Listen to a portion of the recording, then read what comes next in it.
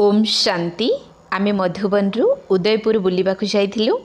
उदयपुर रे बुलिला भली खास जगह रही महाराणा प्रताप कर राजप्रासाद।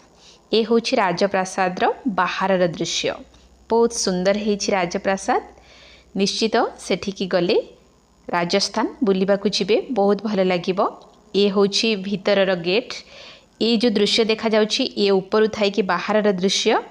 ये प्रासाद भीतर दृश्य एवं ये प्रासाद जो तले स्क्रीन भली देखा जाउछि ये होछि गोटे होटल। सेठी लोक बोलिबाकु गले से होटल रे तांकर खाइबार व्यवस्था रही एवं ये होछि भीतर दृश्य। ए दृश्य गुड़िक बहुत सुंदर सुंदर कारुकार्य होइछि। आ ये जो झरका द्वारा बाहर दृश्य देखा जाउछि ये होछि उदयपुर सिटी, जोटा कि बहुत बढ़िया देखा जाउछि ऊपरु। एवं देखंतु ये हूँ राजप्रासाद भीतर दृश्य। इतनी सुंदर काम होइछि, इतनी सुंदर सब चित्र आंका होइछि कि आखि झलसी उठिबो। ये घोड़ा चेतक महाराणा प्रताप का घोड़ा। आ ये हूँ सब अस्त्र शस्त्र। ये अस्त्र गुड़िकर बहुत भेराइटी सब ना रही एवं सेठी छोट छोट अक्षर सब अस्त्रर ना गुड़िक भी लिखा होइछि। बहुत भेराइटी प्रकार अस्त्र एवं ढाल भी रही, बंदूक भी रही। ये महाराणा प्रताप का स्टाच्यू, ये हलदी घाट योद्धर फोटो एवं ये हूँ भीतर दृश्य राजप्रासाद।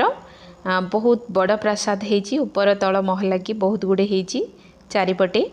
बहुत टाइम लगुच बुलिबाकू हेले भी कंप्लीट भी हो पारुनी, थकी जाउछे किंतु कंप्लीट भी हो पारुनी।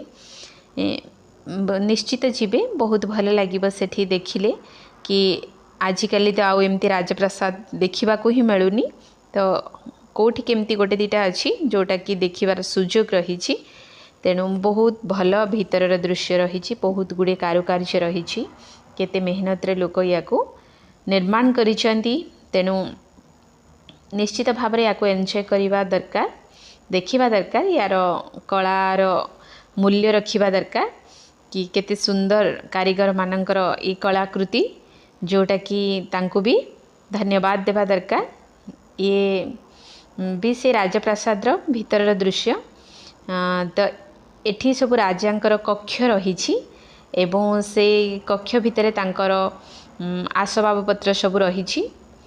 एवं एठी देखंतु गोटे झूला अच्छी एवं एपटे राजांकर बैठक भली सब चेयर फेयर पड़ी, सोफा पड़ी।